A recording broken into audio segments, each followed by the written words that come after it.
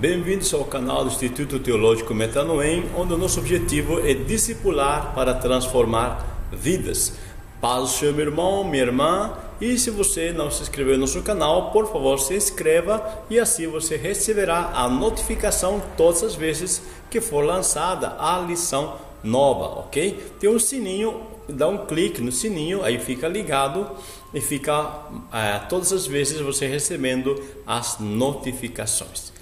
Bom, vamos lá, lição número 10, poder do alto contra as hostes da maldade. Aliás, para quem está assistindo a primeira vez, eu sou o professor Ronald do Instituto Teológico, onde ministramos aulas de bacharel em teologia e curso médio em teologia no Instituto Teológico Metanoem, ok? Lição número 10, poder do alto contra as hostes da maldade.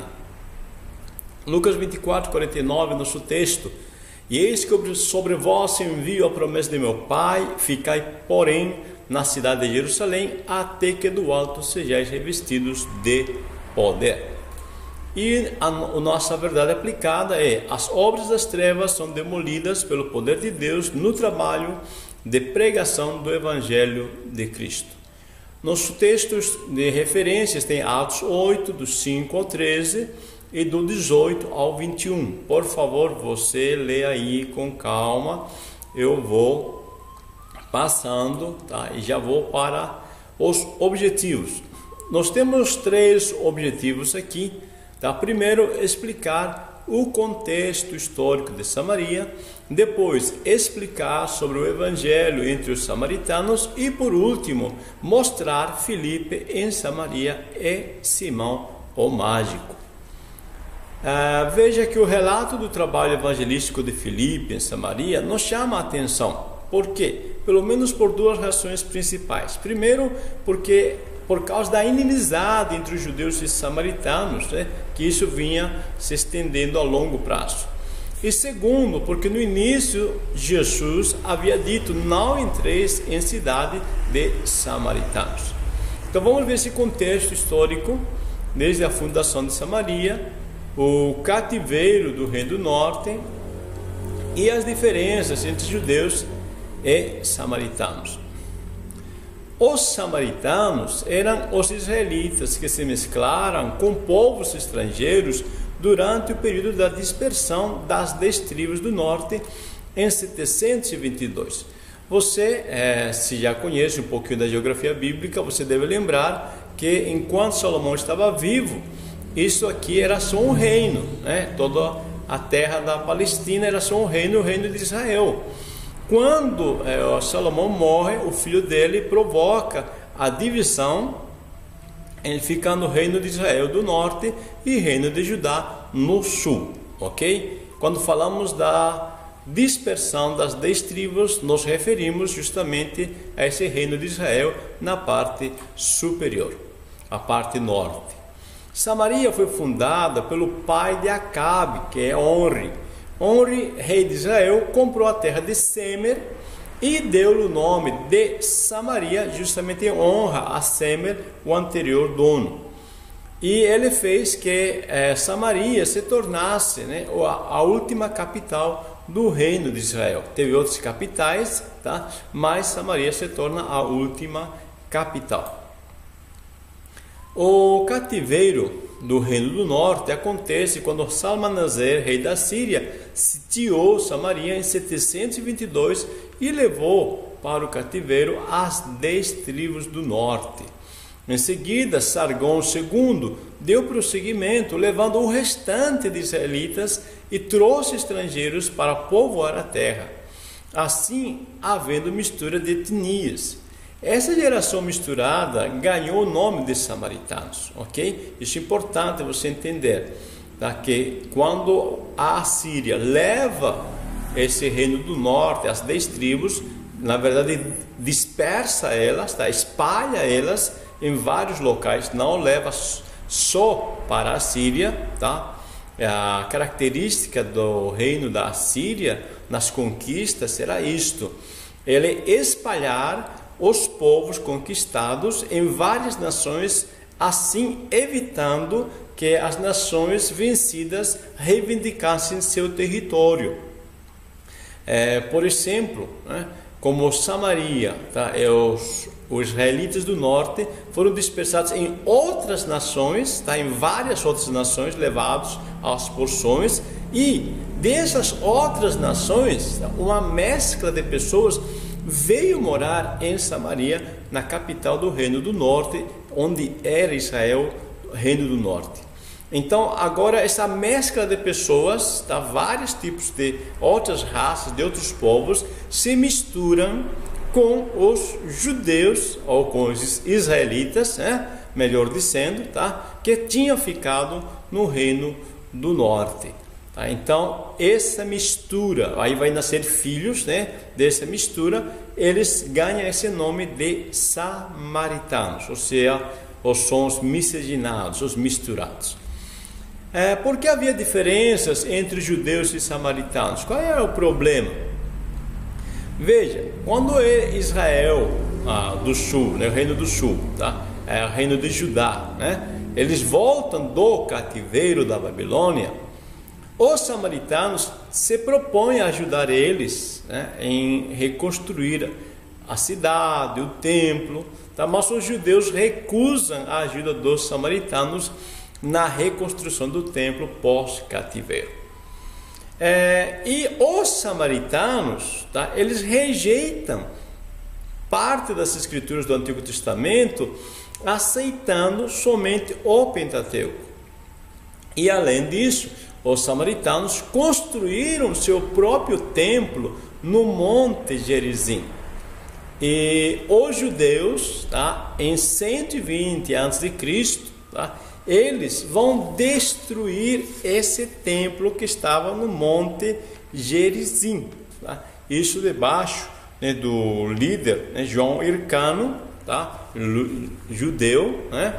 João Hircano, ele vai, né, com seu exército e destrói esse templo, tá? Então estes fatores provocaram a diferença entre judeus e samaritanos. Você lembra que a mulher samaritana disse para Jesus: nossos pais disseram que devemos buscar a Deus neste monte, e vós dizeis que é em Jerusalém. Quando essa mulher está dizendo neste monte, ela está apontando justamente para o monte Gerizim, tá? Onde só tinha um monte, não tem mais o templo que os judeus destruíram.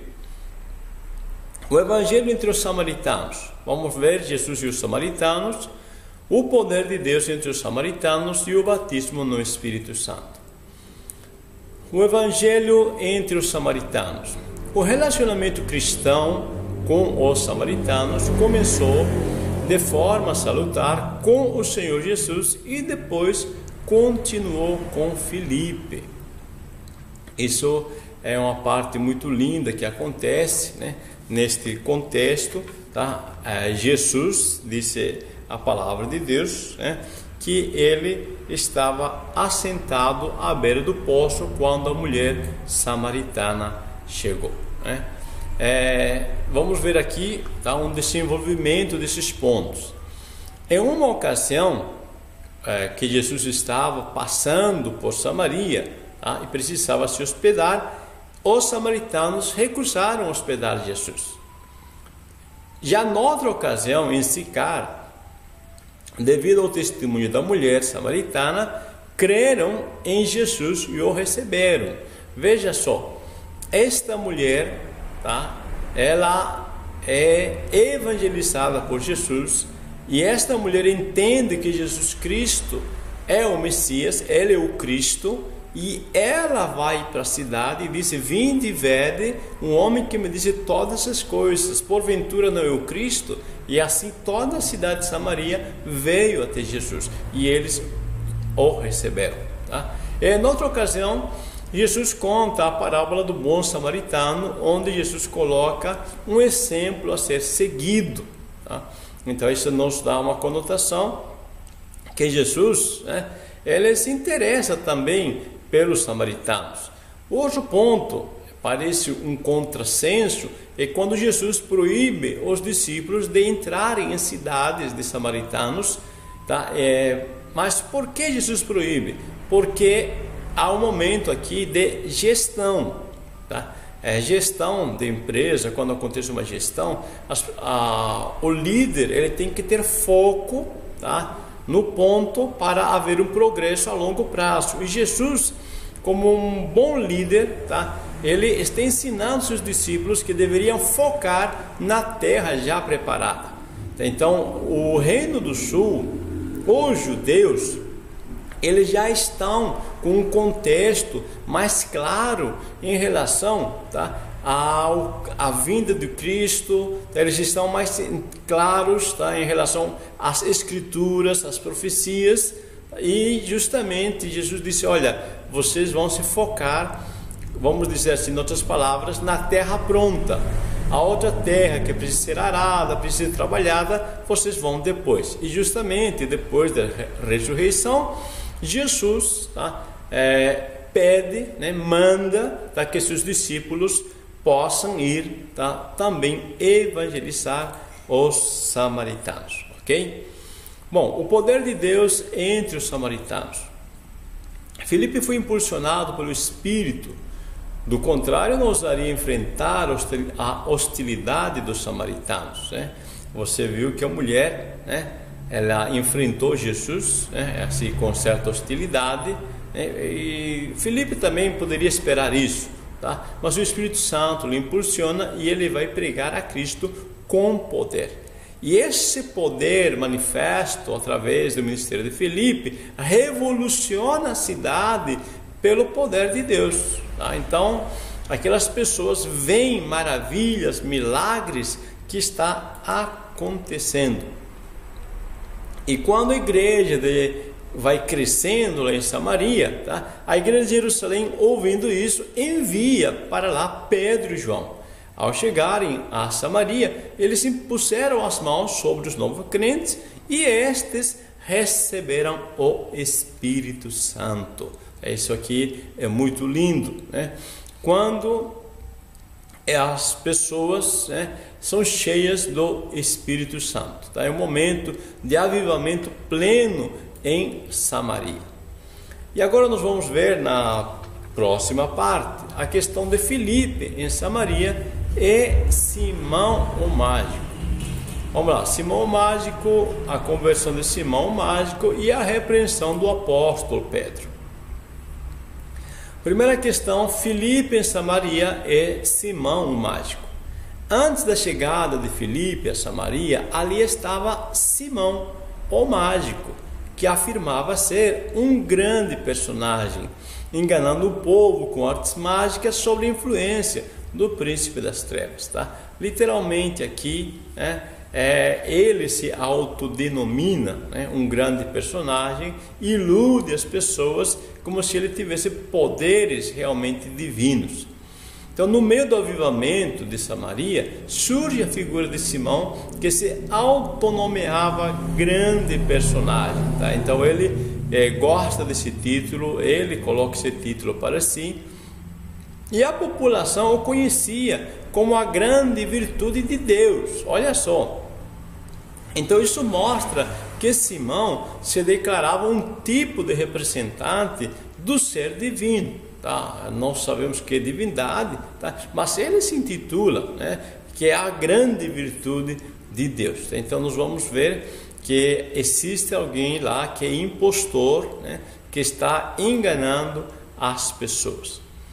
E a Bíblia diz que quando Filipe chega, muitas pessoas, muitos samaritanos se transformam, se convertem, e o texto de Atos 8:13 nos informa que e creu até o próprio Simão, e sendo batizado, ficou de contínuo com Filipe, e vendo os sinais e as grandes maravilhas que se faziam, estava atônito.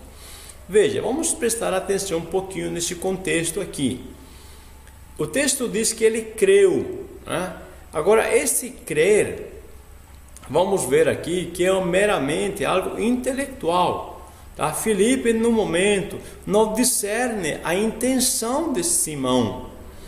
Agora diz que Simão creu e se batizou, mas esse batismo também é só um batismo, vamos colocar assim, político, né? Politicamente, né? correto, tá? Ele está dizendo, não, estou tudo correto. Por quê? Porque a multidão que seguia a ele agora segue Filipe, e ele não quer perder esse público, né? Porque o que ele está de olho, o que está vendo ele, e por que está seguindo Filipe continuamente? O que lhe interessa é obter também o poder para fazer maravilhas, tá? Diz o texto que, vendo os sinais, as grandes maravilhas que se fazia, estava atônito. Então ele está interessado, tá, nesta questão do poder, né, que ele nunca viu manifesto dessa forma, e ele se infiltra, tá? Então aqui não há uma conversão realmente, tá? Há um fingimento, tá? Um consentimento intelectual e um batismo ritualístico, nada mais do que isso. Bom, quando Pedro chega, né, e a Bíblia diz que Simão Pedro, né, ele estava orando pelas pessoas, e Jesus está batizando com o Espírito Santo. Neste momento, Simão chega para Pedro e expõe o que está de fato no coração dele, tá? Parece que ele já viu que Pedro é superior, né? É um líder dentro da igreja nesse momento, e chega-se a Pedro e lhe oferece dinheiro, tá? Para, né, obter também esse poder. Então Simão Mágico foi desmascarado na tentativa de subornar o apóstolo Pedro. Então aqui nós vamos ver claramente, tá, que este Simão não está convertido, tá? Ele simplesmente está interessado, tá, no poder, né? Ele quer comprar, porque uma vez comprado ele poderia fazer o que quisesse, né, com esse poder, tá? Mas Simão, né, discerne a intenção dele, ele discerne o coração, tá? Simão Pedro agora, né? Pedro, o apóstolo Pedro, né? Discerne o coração desse Simão o mágico e repreende ele, tá? Isso é interessante, tá? Nós vemos, né? Simão acha que pode comprar a fórmula mágica para ampliar o seu currículo, né? Não, agora estou vendo que Pedro, né, ele faz cada milagre, Filipe faz cada milagre, então deve ter alguma fórmula, algumas palavras mágicas para fazer tudo isso, né? Mas Pedro disse: o teu dinheiro seja contigo para a perdição, o teu coração não é reto diante de Deus. Então Pedro desmascara realmente Simão. Disse: olha, você até aqui enganou, se fingindo, mas esse teu coração não está reto. Então o teu dinheiro seja contigo para a perdição. E aqui nós vemos uma necessidade, meus amados, a necessidade do discernimento de espíritos. Há uma necessidade que nós precisamos orar, pedir para que Deus nos dê discernimento de espíritos, porque ainda hoje muitas pessoas podem chegar-se com má intenção, chegarem até batizar-se, e o batismo não salva. Então, o que salva é de fato crer em Jesus Cristo de coração.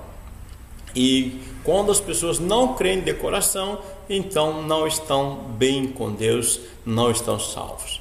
Bom, concluindo, a história de Simão Mágico nos mostra que o seu comportamento foi reprovado por Deus, e isso nos serve de lição para estarmos alertas quanto aos líderes enganosos. Esta história de Simão, tá, segundo alguns teólogos, estudiosos da palavra, deste nome Simão vem a palavra simonia, onde se compra e vende, né, mercadeja, né, o poder de Deus, tá? Onde se oferece algo espiritual em troca de dinheiro ou em troca de algum benefício, né? Ou seja, simonia é a questão de comprar ou vender as coisas espirituais.